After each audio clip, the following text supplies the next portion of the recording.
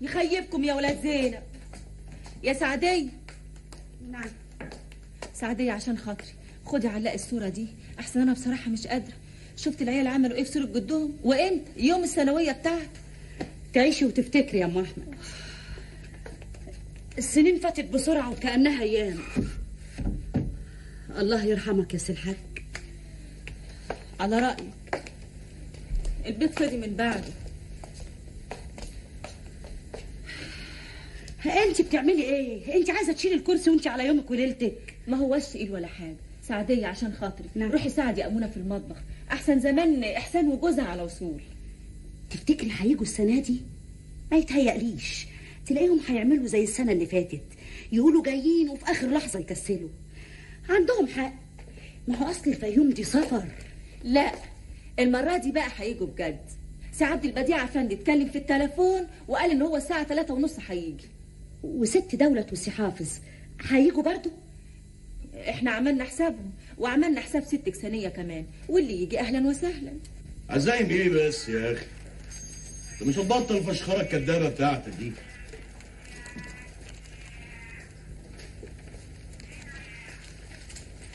كفايه الفقه اللي هيجي بالليل يقرا شويه وخلاص. دي عاده يا حافظ، ابوك يستحق منا برضه ان احنا نحافظ على الثانويه بتاعته. اختك احسان وجوزها جايين من الفيوم، وثانيه مرات ابوك جايه، العيله كلها هتبقى ملمومه النهارده. الو يا بانس، حافظ يا اخي. بقول لك ايه، ورق اللف الجديد جالك من المطبعه؟ ايه انت كمان؟ لا اوعى، كله الا الفرع بتاعك. ما تبيعش الا لما يجيلك الورق. مش عايز فتفوتة حلاوه تتلف في ورق مش مطبوع، انت سامع؟ بالسلامه اخويا.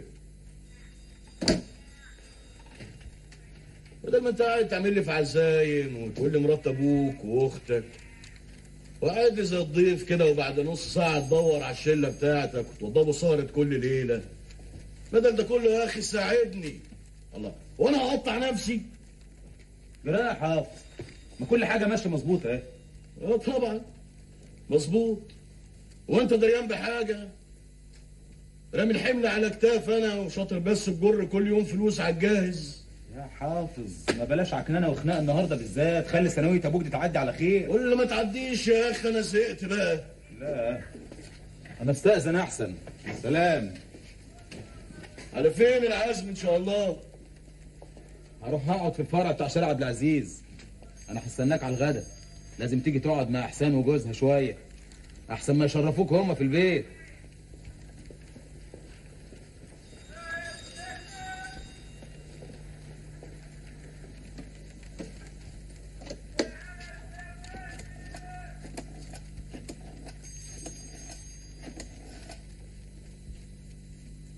الو شراره، شو اخويا جاي لك دلوقتي. لو سأل على يومية المحل وري له الدفتر اللي وضبته لك. انا خلصت كل اللي ورايا، اروح اجيب سمير والست ناهد من عند الست كبيره. وبعدين معاك يا نجيه، انا حمل دوشتهم دلوقتي، خليهم هناك. بس سيدي حافظ منبه عليا لازم اجيبهم النهارده. مالكيش دعوه بسيدك حافظ. خلاص خلاص، ما تنرفزيش نفسك، انت حامل والنرفزه مش كويسه على الجنين. تعبت يا نجيه، تعبت وعايزه اولد واخلص بقى. كلهم 3 شهور وهيعدوا اوام. واللي اسمها ايه دي هتخلف امتى؟ ده شهرها يا ست دولة. بكره تجيب ولد تالت؟ ابدا، دي حتى نفسها ببنت. انت بتصدقي الكلام ده؟ دي بتقول كده قدامك عشان تلقح عليا وتغيظني. وهتغيظك ليه يا اخت بعد الشر؟ ربنا يخلي لك سمير. اديني التليفون.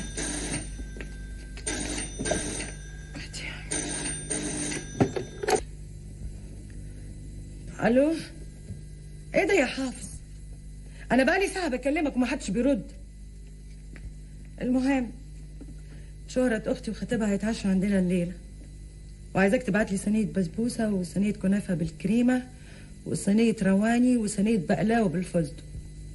لا خلي سوا يروح يجيب الجاتو من جربي عشان الجاتو بتاعكم مش قوي. اهو كده بقى وخلاص يا حافظ، ما تنرفزنيش. ايه؟ مين؟ ثانوية المرحوم؟ انت عارف كويس قوي ان انا ما بروحش هناك، وإياك انت كمان تروح. حقها تبقى واقعة لو جت الست موحيد وقابلت سيدي حافظ هنا. وتبقى واقعة عليه بقى يا ام عقل مدوحس. انت نسيتي يا خالة أمونة ولا ايه؟ هما بيطيقوا بعض من يوم ما سيدي حافظ اتخانق معاها وتهمها انها خدت الفلوس اللي كان سيدي الحاج شايلها في دلابه. حكاية قديمة وراحت لحالها من زمان. قلبت عليها كويس. مفيش حاجة بتروح لحالها. طب ده سي شوقي نفسه كان شاكك في الحكاية دي، ولولا ست زينب كان تهمها هو كمان.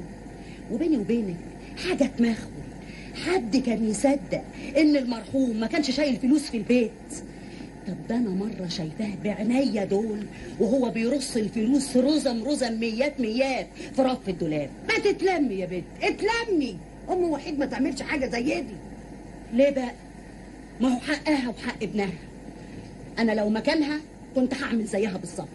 يظهر كده والله اعلم. انت مش هتسكتي وتلمي لسانك الا ما احط دماغك في البابور وارتاح منك. انت مالك يا بنت؟ مالك ومال اللي ياخد واللي ما ياخدش؟ ايه تكونيش يا اختي فاكره نفسك من بقيه الورثه؟ هو انا ما اتكلمش كلمتين على بعض الا ما تزعقي لي بالشكل ده؟ فيها ايه يعني لما اتكلم؟ حيلتي وحيلتك ايه غير الكلام؟ هنصلي بعضينا بايه واحنا مهدودين ليل نهار في الشغل واخرتها ما بتاخدش اللضا؟ وانت عايزه ايه بقى؟ ناقصك ايه يا سعديه؟ ما انت عايشه مبسوطه 24 قرار، بتاكلي وبتشربي وبتنامي واجرتك بتحوشيها على الكامل. اجرتي بحوشها على الكامل؟ 50 قرش العمر؟ تعالي شوفي نجيه يا اختي دلوقتي بقت بتاخد 120 قرش في الشهر، بقت محوشه في البوسطه 50 جنيه. يعني يوم ما يجي لها عدلها وتقول يا جواز هتجهز نفسها 24 قراط. 24 قراط؟ يا اختي، بس الصحافظ ما جاب لها سيره انه هيساعدها لما تيجي تتجوز. لكن انت سي شوقي قال انه هيجهزك لما تيجي تتجوز. وهو فين الجواز ده يا حسره؟ طب دي زينب اللي قدي بقت مخلفه عيلين، هتجيب التاني. بتقولي زينب حاف؟ ده انت نهارك مش فايد كده. اديك حرقت التعليه كويس كده. طيب يا اللي بتخبط. الله، سعدية. نعم. ايه يا سعدية؟ مش سامعة الباب بيخبط؟ افتح. حاضر. ست احسان، الحمد لله على سلامتك يا ست احسان. احسان، ازيك يا احسان؟ اهلا. ازيك يا زينب؟ ازيك انت؟ وحشاني. انت اللي وحشاني. ازيك وازاي شوقي وازاي العفاريت الحمد لله ولادك؟ كويسين. يخيبك يا زينب، لا انت عملتيها تاني. هو انا كل ما اجي في زياره يلاقي بطنك مليانه يا بتولدي؟ يا احسان بقى اعمل ايه بس؟ ما هو كله بامر ربنا. ست احسان، اهلا الحمد لله على السلامه. ازيك يا امونه؟ ازيك يا اختي؟ وحشاني. ده انت اللي وحشاني. امال فين عبد البديع؟ يوه فكرتيني. ايه؟ ما تخشي يا عبد البديع. شوفي يا اختي الراجل واقف ده كله على الباب. خش يا راجل. يا ساتر. يا راجل خش وبلاش لكاحه. السلام عليكم. وعليكم السلام ورحمة الله. اهلا يا سي عبد البديع. اهلا وسهلا. يزيد فضلك يا ست زينب يا أميرة. اتفضل. نتفضل فين؟ انا يا اختي هدخل اوضتي اغير هدومي واستريح. براحتك، انا كمان ورايا حاجات اخلصها وافضل. ايه يا عبد البديع؟ ايه هتفضل واقف عندك كده؟ ما أنا مش عارف أروح فين يا ست إحسان. يا خرابي منك يا راجل اتلحلح. خش اقعد في اوضه الجلوس ولا تعالى غير هدومك. أنا بقول يعني من الأفضل أروح للسي حافظ وسي شوقي في الدكان وأبقى أرجع معاهم. روح يا اخويا اعمل حاجه بس ما تفضلش واقف لي كده. حاضر يا ست إحسان. السلام عليكم. عجايب. عامله ايه معاك؟ ماشيه بما يرضي الله ولا لا؟ لو كان ليك شكوى منها قول لي وانا اخد لك حقك. الحمد لله. ست إحسان دي ست كاملة، بنت أصل صحيح. كويس. قبل ما نقوم نروح في كلمتين عايز اقولهم بيني وبينك. تحت أمرك يا سي حافظ. انت عارف يا سعد بديع، الراجل مننا عليه مسؤوليات ناحيه حريمه، يعني لازم يدور على مصالحهم ويصونها. معلوم يا حافظ. هو انا قصرت في حاجه لا سمح الله؟ لا، ما حدش قال انك قصرت، انما هتأثر بقى لو ما سمعتش كلامي. مش فاهم حاجه يا حافظ. انا هفهمك. انت عارف ال 20 فدان اللي كان سابهم المرحوم لإحسان في الجيزه طبعا. ايوه، ماله؟ انت عارف انهم جناين يعني، بس جناين سايبه، الغفر اللي عليها واكلينها، واخر السنه ما بتجيبش غير ملاليم. انا فهمت قصدك يا حافظ، بس انا معذور والله. حضرتك عارف يعني انا موظف وحاولت كتير اعمل وسايط علشان انقل نفسي هنا وابقى جنب الارض وبشيلها يا سعد بديع، احنا عارفين ظروفك ومقدرين وعذرينك. احنا كمان يعني يا ريت نقدر كنا شلنا الحمل بدالك، لكن انت عارف الشغل اتسع وبقى عندنا 4 فروع ومش فاضيين نهرش. الله يبارك لكم، الله يبارك لكم ويكون في عونكم. الشاهد بقى يا سعد بديع، الارض لو فضلت على حالها دي هتضيع.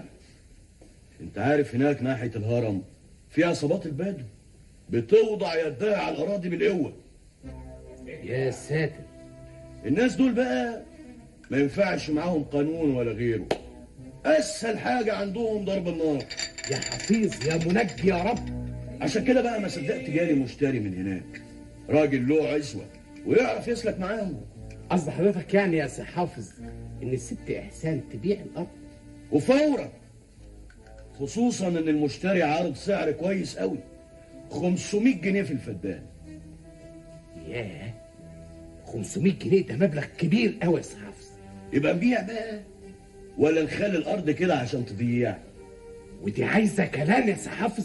مع احسان بقى عايزه كلام، مش مني. انا لو كلمتها انت عارف انها موسوسه ومخها يودي ويجيب، لكن انت بصفتك راجلها اللي بتراعي مصالحها وتصونها، كلامك معاها هيبقى له وزن تاني. ها، وقال لك ايه كمان؟ هو مين؟ حافظ طبعا. هو انا تايهه عن حيله وألاعيبه؟ بس طلع خايب، لقاك انت دونا عن الناس عشان تيجي تألف لي روايه وتقول لي انك رحت تشقر على الارض قبلك الراجل اللي عايز يشتريها. انت اصلك ما تعرفش تكذب يا عبد البديع. اصل لقيت كلامه معقول يا ست احسان وخفت على الارض لا تضيع مني. تضيع من مين يا راجل؟ يا راجل اصحى وفوق بقى وشوف الدنيا رايحه فين وجايه منين. انت صدقت برضه ان في عصبجيه هتوضع ايدها على الارض؟ ده بس كلام. الحكايه وما فيها ان حافظ اخويا الله يستره طمعان في حته الارض وعايز يلهفها مني بتراب الفلوس. ايوه اتفضلوا الاكل. حاضر يا امونه. اطلع يا اخويا اطلع قدامي.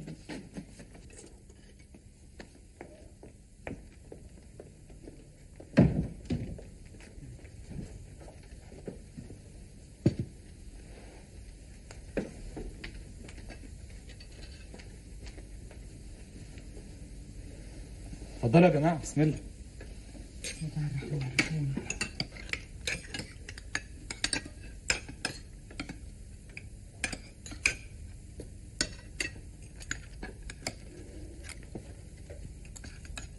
ما قلتلناش يا سعد بديع، عملت ايه لما رحت تشقر على الارض يا احسان في الجيزه؟ اسكت يا حافظ يا اخويا، مش راح لقى الجناين طرحه والغفر صحين وكل شيء هناك تمام. رجع مبسوط قوي، لقى المكان هناك امان والجيران ناس طيبين قوي.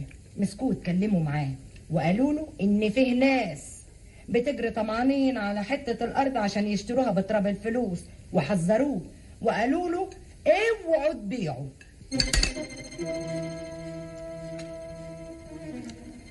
جري يا جماعه، ما بتاكلوش ليه؟ انا يا اختي باكل، بس يظهر ان فيه ناس تانية زورت. ما تشرب ميه يا حافظ. خلاص شبعت.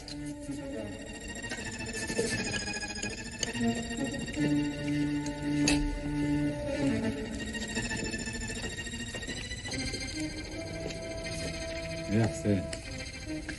وحافظ كان عايز يشتري الارض؟ قال قلبه عليا، مش اخويا الكبير؟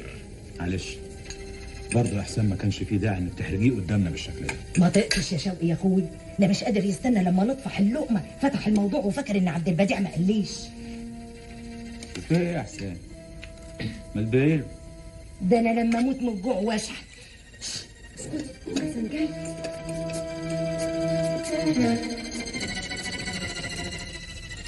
كان ناقصكوا الثانية عشان القعدة تكمل. يا اهلا وسهلا. اهلا بيك يا اخي. يا الف مرح. خطوه عزيزه يا حبيبتي. يا عز مقدارك. انا كمان قلت مش معقول اجي مصر ولا اشوفكيش. تعيشي يا اختي، طول عمرك صاحبه واجب. اتفضلي. تسلم ايديك يا اختي. الله، امال فين الواد اخويا وحيد المفعوص؟ شبت في خالة سعاد وهي نازله رايحه الغوريه. اخصى عليك يا سنيه، مش كنت يا اختي برضو قعدتي في البيت الكبير؟ صحيح شقتك هنا حلوه وشرحه وفي ملكك بقى، لكن اهو برضو كنت فضلتي بين اهلك واهل جوزك. غصب عني يا احسان، انت عارفه ان زينب حبيبتي وشوق اخوكي بيني وبينه عمار، لكن بقى لما اختي سعاد اتطلقت وملهاش مطرح تقعد فيه، قلت اتلم انا وياها ونونس بعض. وماله يا اختي، خير ما عملتي. الا قولي لي يا ام وحيد، انا في حاجه بتمغص في بطني من 5 سنين ونفسي اعرفها، مش عشان احاسبك عليها لا سمح الله، لا يعلم ربنا انا قلبي انفتح لك ونفسي صفيت لك، خصوصا يوم ما وقفت الحافظ اخويا في وشه وساعدتيني في جوازتي. انا عارفه انت عايزه تسالي عن ايه يا احسان. فلوس المرحوم ابوكي اللي كان شايلها في الدولاب، مش كده؟ ما تاخذنيش يا اختي، انا نفسي بس اعرف. هقول لك يا احسان، صحيح انا كنت معاهده نفسي اني ما اتكلمش عشان ما وقعش الاخوات في بعضيهم. استحملت اتهامات حافظ وطولة لسانه ونظرات الشك في عيون شوقي وعينيك انت كمان، لكن دلوقتي بعد السنين ما عدت والنفوس هديت هقولك، كان لسه ابوكي على سريره والرجاله بره بيوضبوا الخارجه والمناحه جوه البيت على اخرها. بعتوا يطلبوا المفرش القطيفه، دخلت اجيبه من اوضه النوم، اصل كنت شايلاه في الشنطه الكبيره تحت السرير. طلعته وجيت خارجه من تحت السرير، لقيت اخوك حافظ داخل على الدولاب عدل. اتسمرت في مكاني، ما قدرتش اتحرك. فضلت اتفرج عليه وهو بيدور على الفلوس اللي كان الحاج شايلها لغايه لما لقاها، لها في 5000 جنيه وخرج من غير ما يحس بيا. وقفت مبلمه مش عارفه اعمل ايه، اجري وراه واعمل فضيحه يوم الميتم، ولا اقول لاخواته عشان يمسكوا فيه ويتخانقوا وتبقى الفضيحه اكبر. كفيت على الخبر مجول وسكت. قلت في عقل بالي يا بت، عشان خاطر المرحوم بلاش تعملي فورتينا في العيله، وهو برضه ابنه والفلوس داخله الشغل. انا قلبي كان حاسس، اصل حافظ اخويا ما تفوتوش حاجه زي دي. ربنا يسهل له ويسامحه. اشربي اشربي. كلهم بقوا حبايب دلوقتي، اللي ما كانوش بيطيقوا يبصوا في وش بعض، احسان وزينب وسنيه، بقوا سمنه على عسل. دي غيرة يا حافظ، هيترشقوا منك. ليه؟ ما هم واخدين اللي مكفيهم وزياده. هم ال20 فدان اللي لهفتهم احسان شويه، ولا عمارة السكاكين اللي واخداها سنيه بسيطه، دول احسن مني. انا طلعت بايه غير المحل وشركه كمان؟ بس المحل بقى 5. الله الله الله الله الله الله الله. انت هتقر عليا انت كمان ولا ايه؟ بالعكس،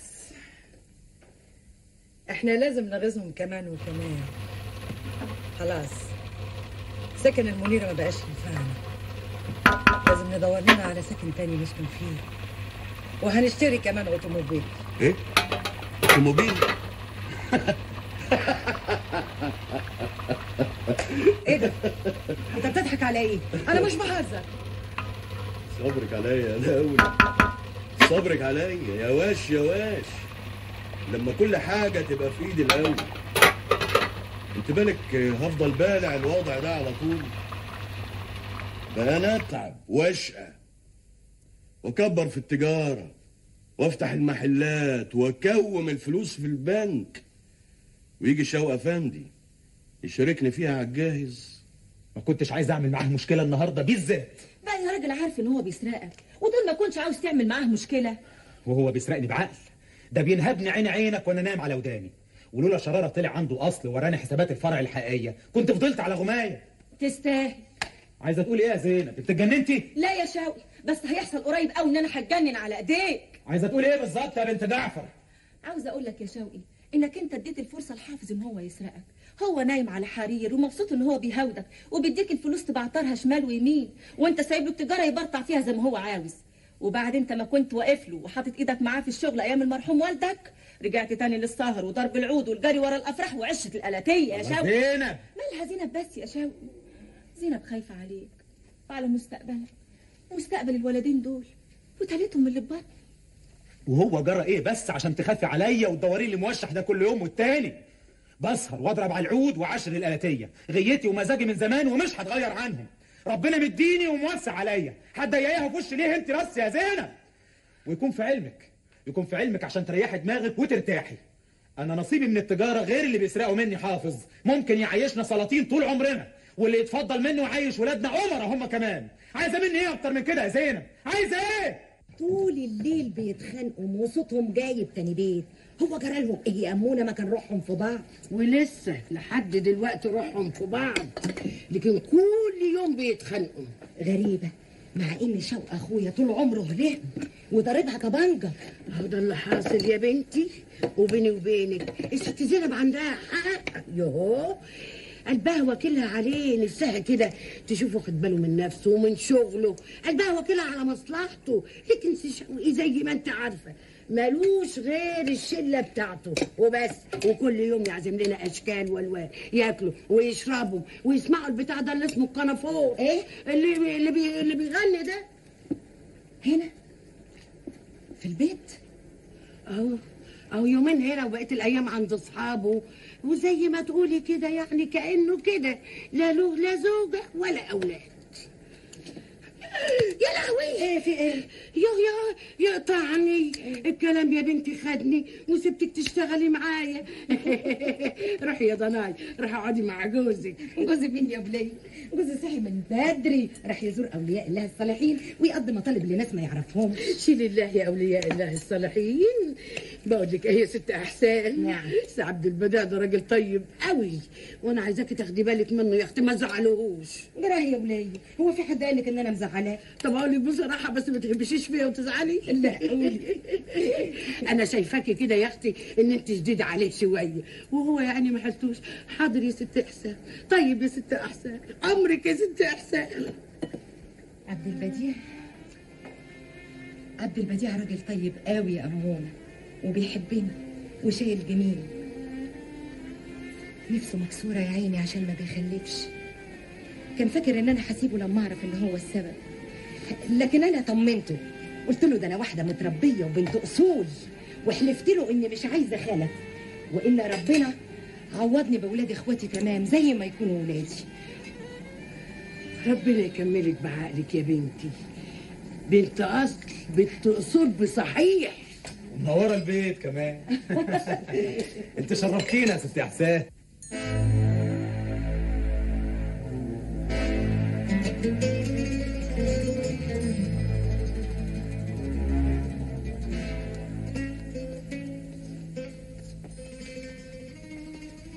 الحلوة دي قامت تعجن في الفجرية، والديك بيدن كوكو كوكو في الفجرية. يلا بينا على باب الله يا صنايعية، اجعل صباحك صباح الخير يا استعطية. صباح الصباح فتح يا عليم، والجيب ما فيهش ولا مليم، من في اليومين دول شاف تلطيم زي الصنايعية المظاليم. الصبر امره طال وش بعد وقف الحال. الله، صباح الفل يا زنوب. امال الواد احمد وحسين فين؟ نزل السوق مع سعدية. من بدري كده؟ بدري، الساعة داخلة على 10. 10؟ انا كنت فاكر ان احنا بقينا الظهر. طبعا، ما انت اتعودت تنام لغاية الظهر. لا اله الا الله، يا فتاح يا عليم يا رزاق يا كريم. حتى النوم عليه خناقه كمان يا زينب. لا خناقة ولا غيره، انا بس عايزاك تسأل اخوك حافظ بيروح المحل الساعة كام؟ اخوك حافظ اخوك حافظ اخوك حافظ. انا عارف ان انت مش هتهدي ولا ارتاح لك بال الا لما امسك سكينه الحافظ ده واتخانق معاه. يتخانق معاك تتخانق معاه، ان شاء الله تاكلوا بعض، انا مالي. تعالي هنا. هما مين يا بنت اللي في بعض؟ ده انت زودتيها قوي ولازم تتأدبي. زي يا شاوي، تضربني ولا ايه؟ واكسر رقبتك كمان. لا لا لا لا لا، ترى يا جماعه ما تصلوا على النبي. امال اخذ الشيطان يا زينب. الله. ابعد عنها يا شاوي. دي بقت عيشه طه يا احسان. كل يوم خناق وزعيق وحساب ولا حساب الملكين. مره اصحابك، مره اخوك، مره بتسهر بره، مره بتتاخر في النوم. الله، عيل صغير انا ولا تلميذ في المدرسه. كل ده يا احسان عشان قلب عليه وعلى مصلحته ومصلحه ولاده، عشان عايزاه يفتح عينيه على ماله اللي بيستلم من وراه. من ايه اللي بيتسرق يا شاوي؟ يا ست سيبك منها، دي بتخرف. انا اللي بخرف يا شوقي؟ مش انت اللي حكي لي بالليل عن البسراء وحافظ من وراك؟ مش انت اللي حكي لي عن شران اللي ماسك حسابات فرع شارع عبد العزيز ووراك دفات الحسابات الحقيقيه اللي بيزورها اخوك وبياكلها من وراك؟ برضه اخويا يا زينب ياكلني يسرقني ينهبني، مالكيش دعوه انت. مالهاش دعوه ازاي بقى؟ لا يا شاوي، مش مراتك ومولادك ومسؤوله زيك بالظبط، يبقى المال اللي بينهبه حافظ ده مش مالك لوحدك يا شاوي، لها فيه هي وعيالها. خلاص ما تتعبيش نفسك يا احسان، مفيش فايده، انا قلت الكلام ده بدل المره 1000، لكن اخوكي مش عايز يسمعه، مش عايز يسمع اي حاجه تصرفه وتليه عن المزاج والسهر وشله الانس. ايوه يا زينب، مش هسمع ومش هنصرف عن شله الانس والمزاج والسهر. انا كده بقى، ومطرح ما تحط راسك حط رجليكي. لا يا شاوي يا ابن الحاج رضوان، انا ما احبش حد يلوي دراعي ابدا، ولما يا حبيبي تبقى كويس وتمشي عدل وسيرك يبقى مظبوط تبقى تعالى خدني من بيت ابويا. زينب استني يا زينب، سيبيني يا احسان. حلو قوي. وبعدين؟ ما فيهاش بعدين يا حافظ. الدفتر قدامك اهو، الدفتر الحقاني. اما الدفتر التاني فانت عارف طبعا انه اونطه في اونطه. بتتهمني ان حرام يا ولا؟ انا مش ولد يا حافظ. وطي صوتك، بلاش فضايح قدام الزباين والعمال. وعايز ايه دلوقتي؟ نراجع الدفاتر سوا. يوميه المحل الكبير ده، ومحل شارع عبد العزيز، ومحل خيرت، ومحل شارع فاروق. نجرد المخازن ونبتدي من اول وجديد على نظافه. الله، ده معناه بقى انك مخوني، مش واثق فيا. معلش، ان كنت اخواتي تحاسبوا. طب ما احنا بنتحاسب. كل اللي انت بتطلبه بتاخده. انت عارف انت جرر كام من اول السنه دي بس؟ انا عارف طبعا ان كله بيتأيد، وخصوصا اللي انا باخده بيتكتب بالمليم وبيتخصم من حساب الارباح بتاعتي كل سنه. انا بتكلم على اللي ما بيتأيدش يا حافظ.